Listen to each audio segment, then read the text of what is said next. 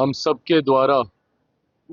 बिहार बंद का भी आयोजन किया गया है। पूरा एनडीए एकजुट होकर 12 बजे तक हम लोगों ने इस बात की घोषणा की है कि जिस तरीके से मेरे प्रधानमंत्री आदरणीय नरेंद्र मोदी जी के राजद कांग्रेस के मंच से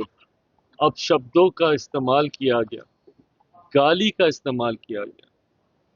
उनकी पूज्य माता जी के लिए जिस तरीके से गाली का इस्तेमाल कर भावनाओं को ठेस पहुंचाने का कार्य किया गया,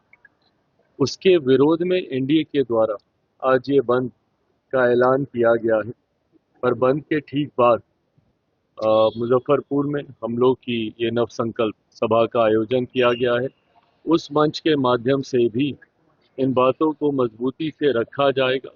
कि किस तरीके से राजद और कांग्रेस की संस्कृति का एक हिस्सा बन गया है गाली गलौज जैसी भाषा का इस्तेमाल करना। जब कांग्रेस के सर्वोच्च नेता, उनके सबसे बड़े नेता और नेता प्रतिपक्ष लोकसभा में राहुल गांधी जी जब स्वयं प्रधानमंत्री के लिए तू तड़ाक करके बात करते हैं, आप हो सकता है हमारी नीतियों से आप सहमत ना हो, पर इसका मतलब कतई ये नहीं है कि आप तू तड़ाक जैसी भाषा का आप इस्तेमाल करें। प्रधानमंत्री जी आपसे उम्र में भी काफी बड़े हैं, पर उसके बावजूद अगर कांग्रेस के वरिष्ठ नेता ही उनके बारे में इस तरीके की भाषा का इस्तेमाल करेंगे तो स्वाभाविक है कि उनके कार्यकर्ता गाली गलौज जैसी भाषा का इस्तेमाल करेंगे। और ये पहली बार नहीं है, इससे पूर्व लोकसभा के दौरान भी जिस तरीके से बिहार में नेता प्रतिपक्ष और राजद के नेता तेजस्वी यादव जी के सामने मेरे परिवार को, मेरी मां को, मेरी बहन को जिस तरीके से गाली दी गई, उस वक्त भी ये लोग खामोश रहे। आज भी अफसोस इस बात का होता है कि कम से कम एक शब्द आप इसकी निंदा करने के लिए तो कह सकते हैं, भले आपकी मंशा ना रही हो,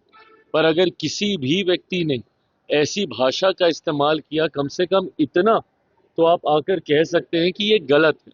और ऐसा नहीं बोला जाना चाहिए। मैं इसके लिए प्रधानमंत्री जी और वित्त मंत्री जी का विशेष तौर पे धन्यवाद करूंगा,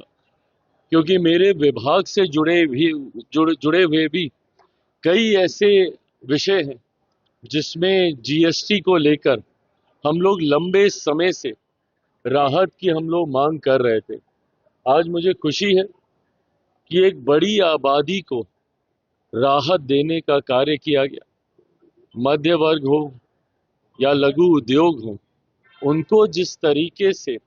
जीएसटी की दरें कम कर और 28% को पूरी तरीके से इसमें से निकाल कर और 18 और 12% में आने वाली वस्तुओं को सीधा, अधिकांश उनमें से वस्तुओं को सीधा 5% या उसको निल किया गया है। जो वादा प्रधानमंत्री जी ने लाल किले की प्राचीर से किया था कि दिवाली से पहले जीएसटी में राहत देकर देश की एक बड़ी आबादी को महंगाई